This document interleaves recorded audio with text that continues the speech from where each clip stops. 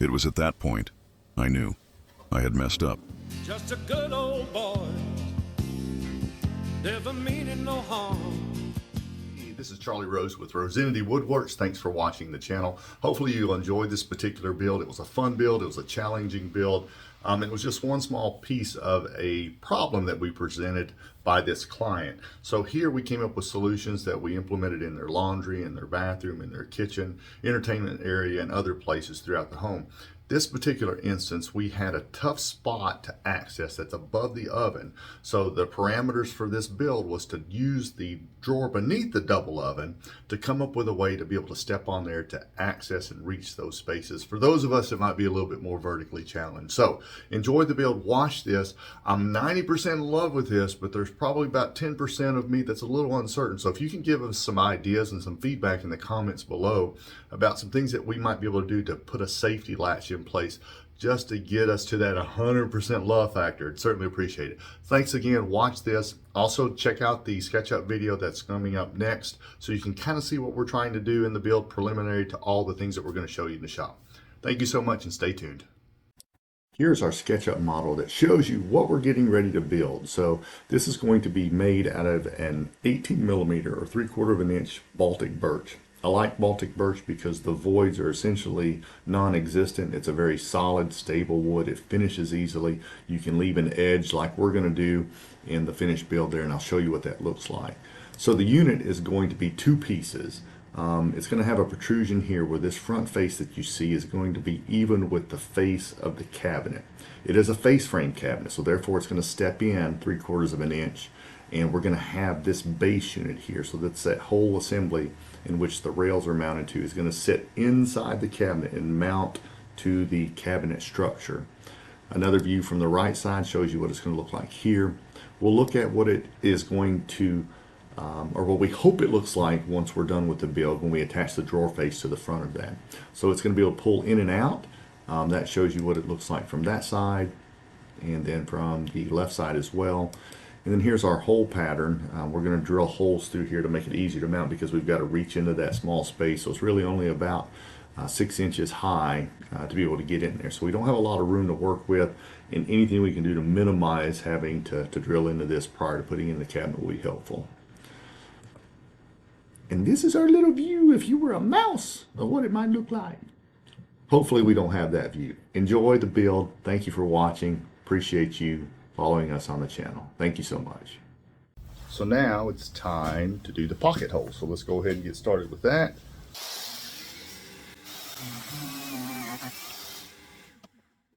I've got the new Craig jig with the vacuum attachment on it, but guess what? It's at home at the other shop. Doesn't do me good here, does it? So what we're doing is we're going to do 5 holes in here across this length.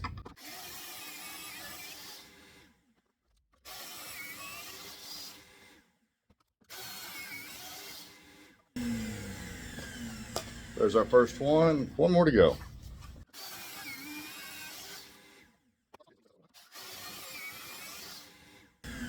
All right, number 2's done.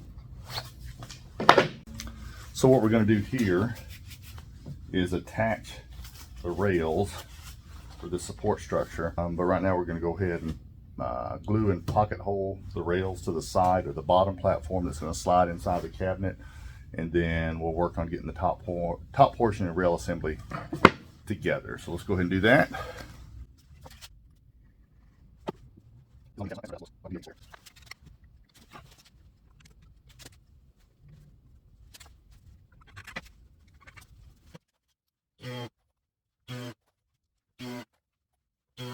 All right, we do not have time for letting that set up because we're heading to the job site. So let's flip this around, get the other side. So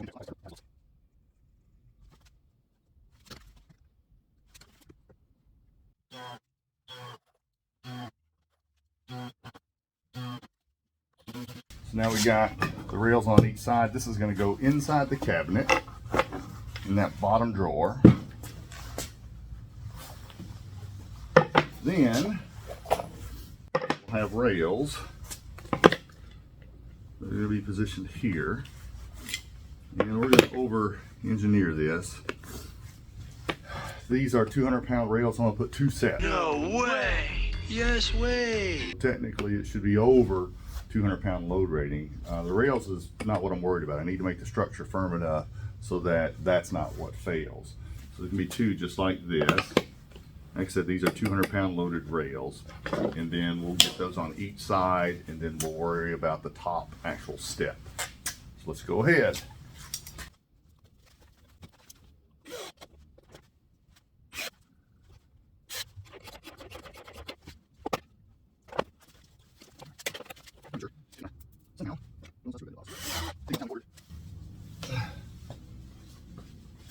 Accidentally ordered some number 1 square drives instead of number 2. I thought I got rid of all of those.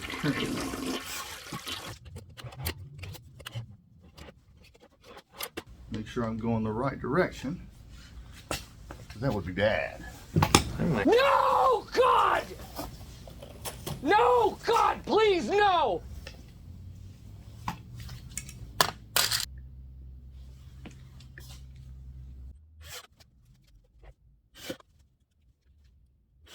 And it'll be elevated, so we'll get it about 5 mil or so off the bottom, maybe even a little bit greater clearance there. Then the top platform will go on top of it. So I got to do some more pocket screws in this to be able to secure the top platter, and hopefully we're good to go. Then I'll drill some holes to set in here so it can make it easier to anchor into the cabinet. All right, next step.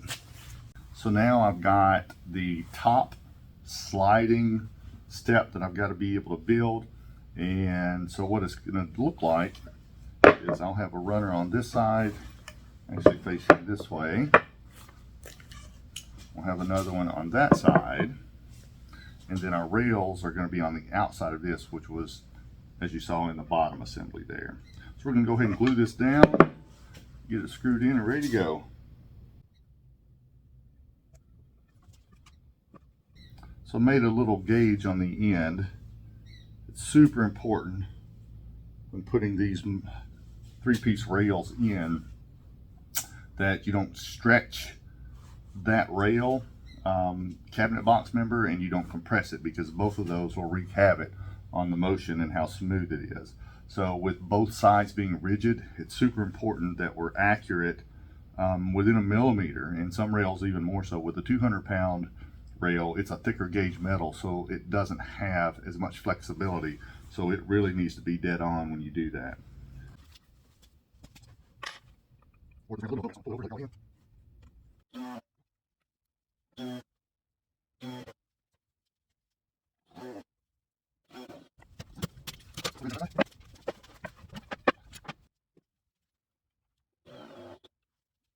Okay, gets all of them. So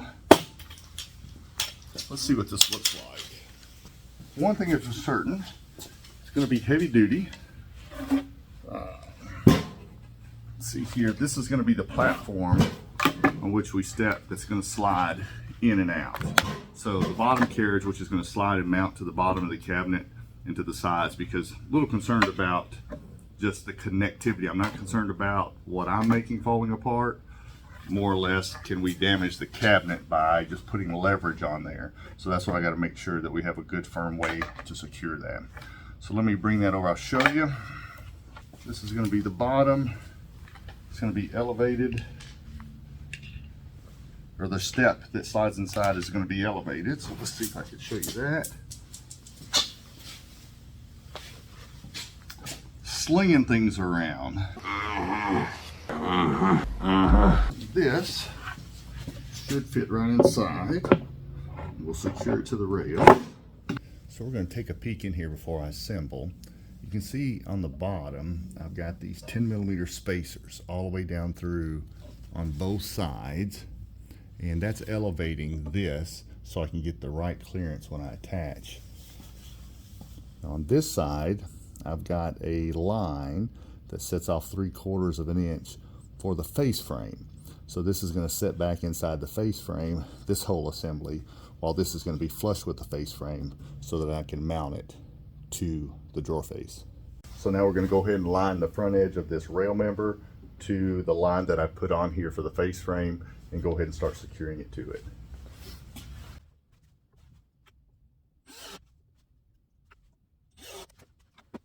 So once you see a little bit closer what we're doing here.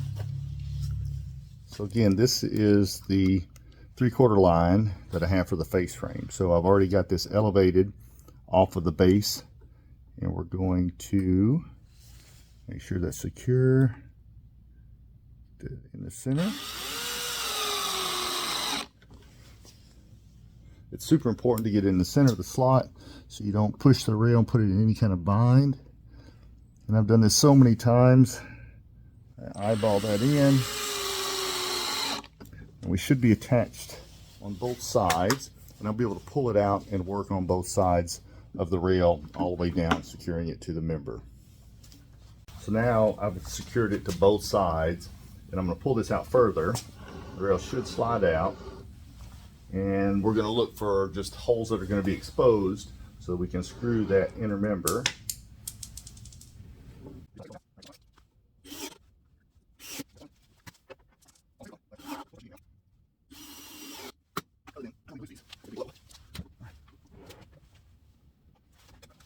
Alright, that pulls that all the way out. So what should happen, my bench is moving on me. This should be able to slide in and out and be securely in place for a client to step on. It's snug like I want it to be. I still need some more anchors in there. And I'll show you once we get to the job site and we attach it to it. I'll probably put another like 1/2 inch thickness piece of support here. Well, it's really not support, but just to give something to more easily attach the drawer face to.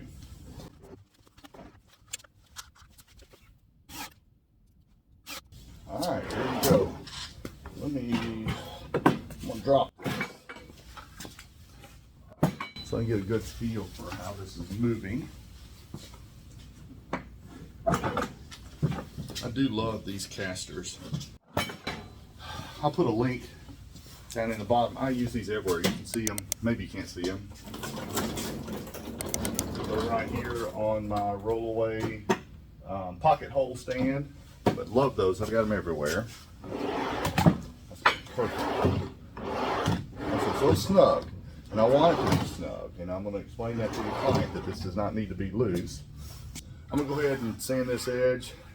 Get a smooth surface so that way it doesn't splinter up. And then, like I said, we'll attach the drawer face once we get to the client's home. And we should be good to go. Excited about getting this in. Hopefully it fits.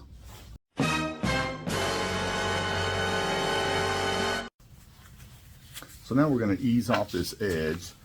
This is just a cut edge from the table saw. Didn't want to edge band it. I like the look of the Baltic birch. That's on a lot of our product where we just have a finished edge there too, so it does need a poly coat on it. But I'm going to use my sanding block to take this edge off.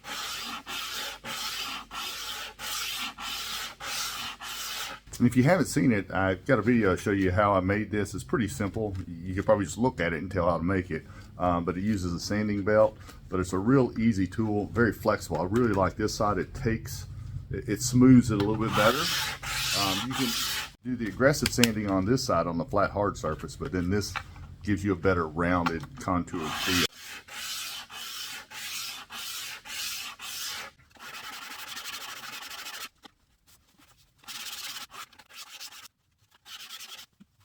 I could take and use a round over bit or something to smooth that down, but I really like just that eased edge. It's not too aggressive, super smooth at this point. So we just got to put a coating on there and we're good to go. Next stop, at the house.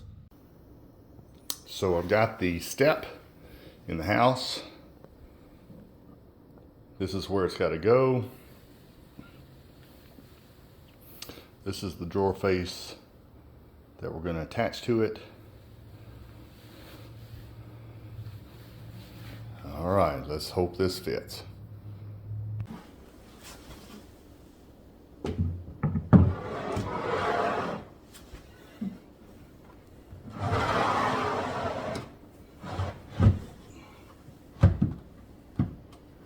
Now, so hopefully this is flush, which seems like it's pretty good. Yes. Like that.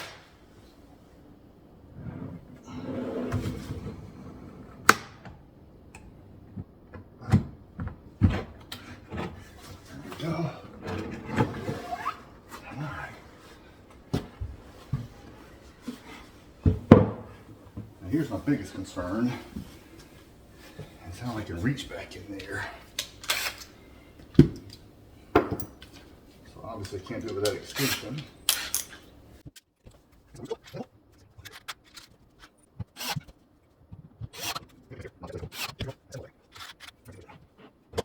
Here's what we're looking at. You can see I've got 7 screws spaced out in the back, 3 in the front. Now what I may do is cut a piece and prop it from this bottom surface here to the top where there's a floor underneath this oven, and do that in the very back to kind of help with the cantilevering effect that'll probably occur with weight applied to the front. I'm going to go ahead and slide that step assembly into it, making sure here, be very careful that these inner bearing race is all the way back up into this front plastic clip. So when you slide it in, it keeps the flanges on this rail here from going above or below the bearings and popping those out. Because I have had that happen before. And that is no fun after you put all the work into getting something installed in a cabinet. So here we go.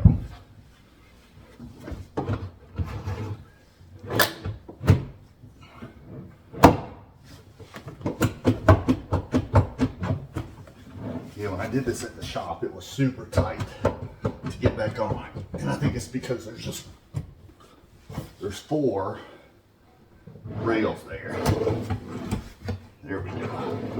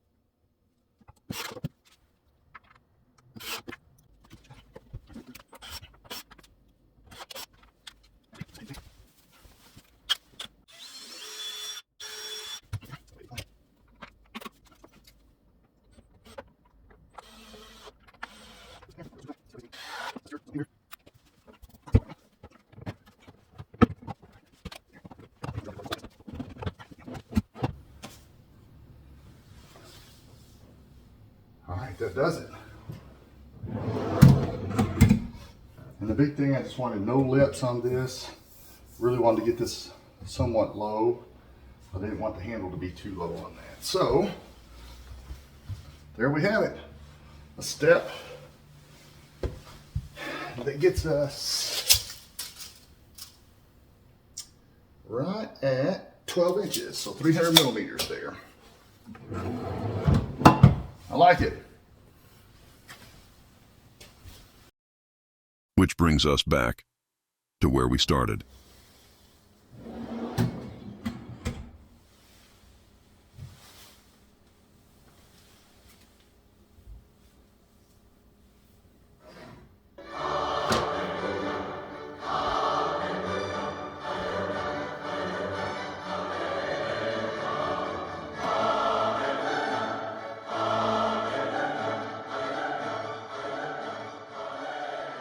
Thanks for watching. We appreciate it. Thank you very much.